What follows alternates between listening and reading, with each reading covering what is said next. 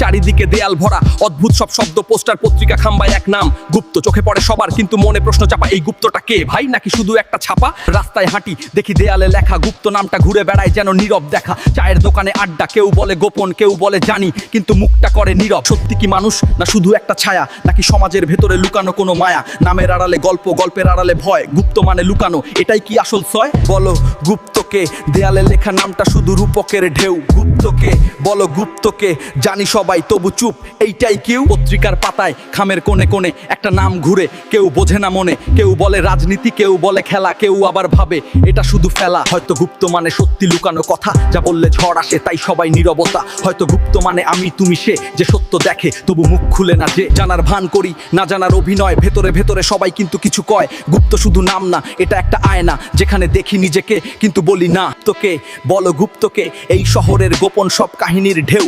গুপ্তকে বলো, গুপ্তকে চোখে দেখি সব তবু মুখটা নেই খেই। তাই আজ প্রশ্ন রাখি উত্তরের খোঁজে, গুপ্ত কি একজন না হাজারো রোজে? দেয়ালের লেখায় লুকানো যে শব্দ, গুপ্ত মানে সত্য যা বলার নেই শব্দ।